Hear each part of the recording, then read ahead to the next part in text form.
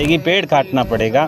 इस दृष्टिकोण से हम हिंदू समाज के ही एक अभिन्न अंग हैं। जब शाम को लोग होली का दहन करते हैं, हम होली का दहन नहीं करते हैं। भगवान विष्णु के अवतार के स्वरूप भगवान जाम्बू जी ने जब अवतार लिया तो उन्होंने वादा किया था कि मैं प्रहलाद पंथी जीवों का उद्धार करूंगा।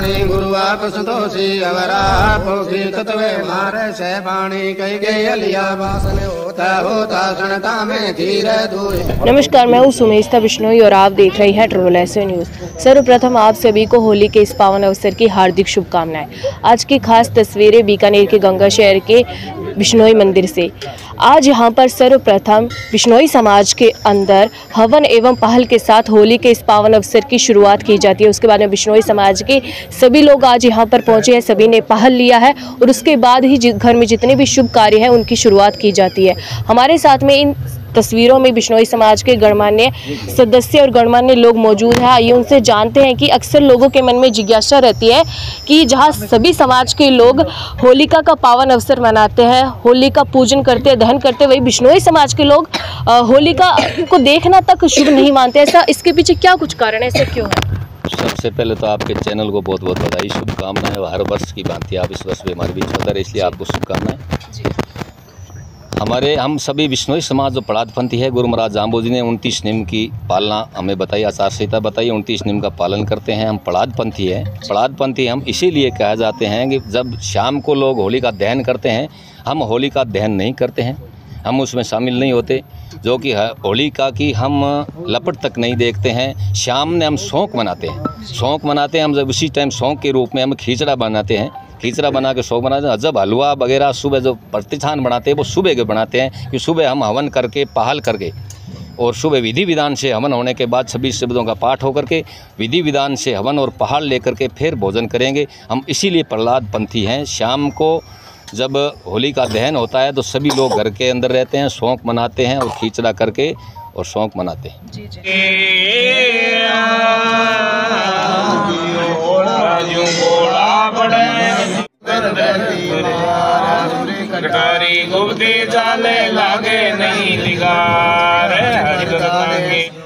ये लाइव तस्वीरें आप गुरु जम्बेश्वर मंदिर गंगा शहर से देख रहे हैं, जहां पर पाल पिलाया जा रहा है।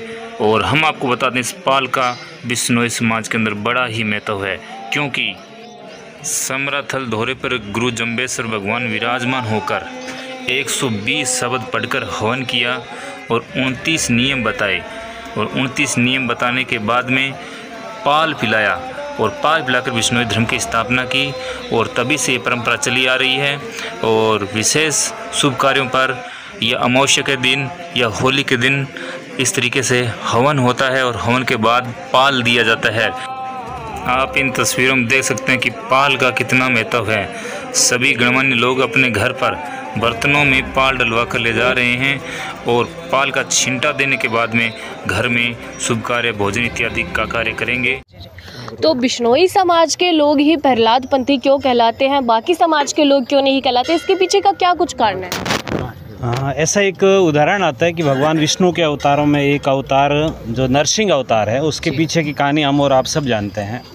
क्योंकि जब भक्त प्रहलाद ईश्वर का अनन्य भक्त था और उसके पिता स्वयं को भगवान मानते थे और वो कहते थे कि मेरे नाम को जपिए, लेकिन सृष्टि के रचयिता भगवान विष्णु, जिनके उपासक तो पूरी दुनिया है, लेकिन उनकी एक बात को नकारते हुए भगवान का परम भक्त प्रहलाद, जो जैसा कि पूर्व की सूचना अनुसार आप सब जानते हैं कि शाम को हम जब होलिका दहन करते हैं तो इसे गमगीन होते हैं, शौक़ होता है। और हम लोग ये नहीं चाहते कि प्रहलाद सकुशल बाहर आए, ये चाहते हैं, लेकिन कुछ लोग इसका जश्न पहले से मना रहे हैं।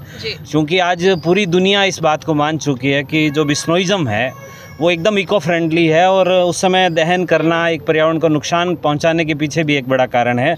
और एक कारण ये भी बनता है कि चूँकि भगवान विष्णु के अवतार के स्वरूप भगवान जाम्बू जी ने जब अवतार लिया तो उन्होंने वादा किया था कि मैं प्रहलाद पंथी जीवों का उद्धार करूँगा। उसी में एक ये पंथ हमारा भी है। और इस चीज़ को पूर्ण रूप से वैज्ञानिक रूप देखा जाए तो कोई बड़ा होलिका दहन करना, लकड़ियाँ जलाना पर्यावरण के दृष्टिकोण से भी अशुभ है और हितकारी भी नहीं है। और चूंकि हम उस समय गमगीन होते हैं, ये भी एक बड़ा कारण है। अगले दिन हम भी खुश होते हैं, इसलिए अपने घरों में एक सामान्य भोजन के स्थान पर हम भी अपने घरों में व्यंजन पकाते हैं, मिष्ठान बनाते हैं। घर के बने गौ घृत से हम पहले यज्ञ करते हैं, जैसा कि आप दृश्य इस बाइट में देख रहे हैं कि हम जो जितने भी बिश्नोई समाज के लोग हैं वो सब एकत्र होकर एक शुभ्र वेश में समाज को एक बड़ा संदेश देने के निमित्त कि रंग और गुलाल से हम होली खेलें, कोई दिक्कत नहीं है, लेकिन जल का व्यर्थ अपव्यय करना, रंग बिरंगी दुनिया में एक विघ्न पैदा करना और पर्यावरण को नुकसान पहुंचाने वाले कृत्य है हमारे बिश्नोई समाज के अंदर इस दृष्टिकोण से। और मैं आपके चैनल के माध्यम से ये बात कहना चाहूँगा कि जब पूरी दुनिया पर्यावरण के लिए चिंतित है तो ऐसे में हम सब का भी एक कर्तव्य बनता है कि हम अपने जो त्योहारों की मूल परंपरा है उससे वास्तव में हम अलग होते जा रहे हैं। हम जिस धारा में समाज को चलना चाहिए था उससे बदरंग अन्य समाजों की तुलना में अपने समाज को भी विकृत कर रहे हैं। ऐसे में आप सभी युवान साथियों से, बहनों से, माताओं से निवेदन है कि हमारा जो मौलिक त्यौहार का स्वरूप है, चाहे वो होली हो, दीपावली हो, अक्षय तृतीया हो, कोई भी हो, उसके वास्तविक रूप को हम आधुनिकता के अंधी दौड़ में खोते जा रहे हैं। ऐसे में निवेदन है आप सब के कि हम एक पर्यावरण हितैषी बने और एक त्यौहार का अच्छा, सौहार्द, खूबसूरत वातावरण प्रस्तुत करें। जी। इसके अलावा मेरा एक प्रश्न यह भी रहेगा कि बिश्नोई समाज के लोग हिंदू धर्म में होने के बावजूद अपना अलग तरीके से स्वरूप कैसे रखते हैं, वो सबसे अलग क्यों है? इसके पीछे दुनिया मानती है कि जाम्बू जी ने जो धर्म बनाए वो वास्तव में आज दुनिया कह रही है कि वो एक वैज्ञानिक, मनोवैज्ञानिक के साथ साथ एक वैज्ञानिक और पर्यावरणविद थे। उन्होंने कहा कि किसी त्यौहार को मनाने के पीछे जंगल की लकड़ियां काट कर जलाना, या कुछ लोग ये तर्क देते हैं कि आपकी देह शरीर को जलाया नहीं जाता बल्कि गाड़ा जाता है। इसके पीछे उनका ये कारण था कि हमारा पर्यावरण संरक्षित रहेगा। किसी चीज़ को आप जलाओगे तो आपको लकड़ियाँ चाहिएगी और लकड़ियों के लिए आपको किसी पेड़ की बलि देनी पड़ेगी, पेड़ काटना पड़ेगा। इस दृष्टिकोण से हम हिंदू समाज के ही एक अभिन्न अंग हैं। ऐसे में हम अलग नहीं हैं, हिंदुज़्म की विविध विचारधाराओं को हम फॉलो करते हैं। इसके अलावा जैसे कि आप अभी कुछ समय पहले यहाँ पर बता रहे थे कि जाम्बवानी हरी कथा होने वाली है, तो उसके बारे में भी आप सभी को क्या कुछ सोचना है? बहुत खूबसूरत बात आपने इस चैनल के माध्यम से हम तक पहुँची। और अभी थोड़ी देर पहले बहुत सुंदर शब्दों की आहुति और यज्ञ की पूर्ण विशाल यज्ञ हुआ है होलिका पर, और इस यज्ञ के बाद हमारे इस पोस्टर का विमोचन किया गया है जो आने वाले समय में कि जब हम जाम्बानी हैं तो ये देश और दुनिया में पूरी शिक्षाएं फैलनी चाहिए, इसलिए हर गांव में कथाएं होती है।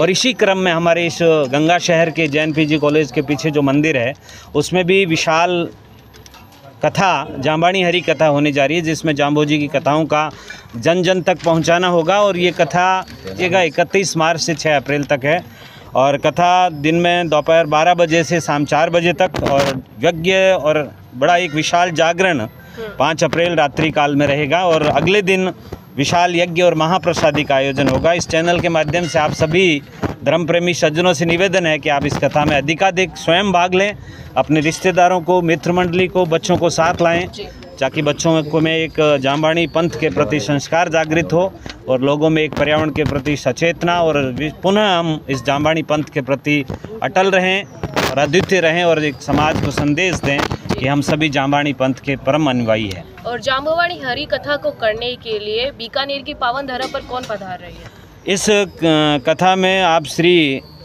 स्वामी भागीरथ दास जी के परम शिष्य स्वामी श्री रामाचार्य जी महाराज के मुखारविंद से आप इस कथा का आनंद उठा पाएंगे। और एक बड़ी बात यह है कि जो दूर दराज इस मोहल्ले में नगर के विविध कॉलोनियों में बैठे हैं उनके लिए हमारे मंदिर कमेटी ने एक खूबसूरत व्यवस्था की है कि नगर के विविध स्थानों तक बसों की फ्री व्यवस्था रहेगी। ये बसें क्रमशः रूट नंबर 1 जो है वो जंबेश्वर नगर, चुंगी चौकी, उर्मुल सर्किल और अंबेडकर सर्किल तक, और दूसरी जो बस है हमारी वो जंबेश्वर मंदिर, मुक्ता प्रसाद नगर से रामपुरा, लालगढ़ और क्षमता नगर, रानी बाज़ार से होते हुए इस मंदिर परिसर तक पहुंचेगी। और तीसरा जो रूट है वो वैष्णो धाम जो दूर दराज एक कॉलोनी है वहाँ से तिलक नगर, जैनवी कॉलोनी होते हुए पटेल नगर और नागनेची मंदिर से इस कथा स्थल तक पहुँचेगी। और सबसे बड़ी बात यह है कि कुछ लोग ऐसे होते हैं जो किन्हीं कारणों से इस कथा स्थल तक नहीं पहुँच पाते, कुछ परिस्थितियाँ ऐसी होती है, तो वो घर बैठे हमारे लाइव प्रसारण विष्णु टीवी के माध्यम से भी सुन सकते हैं, देख सकते हैं। और आपके चैनल का भी बहुत बहुत शुक्रगुजार है हम कि आपने इस मुहिम को जन जन तक पहुंचाने का काम किया है, और आप सबकी पावन उपस्थिति इस जाम्बानी हरी कथा में रहेगी। पुनश्च निवेदन 31 मार्च से 6 अप्रैल आप इस पवित्र प्रांगण में पधारें और कथा का लाभ उठाएं। धन्यवाद। आज की बड़ी तस्वीरों में बस इतना है। मैं सुमेशता बिश्नोई, कैमरा में सुमित बिश्नोई के साथ में बीकानेर से। धन्यवाद। इस खबर को अधिक से अधिक शेयर करें। धन्यवाद। देश दुनिया की ताज़ा और सटीक खबरों के लिए सब्सक्राइब करें SSSO न्यूज़। और हाँ, हर अपडेट सबसे पहले पाने के लिए बेल आइकन को जरूर दबाएं।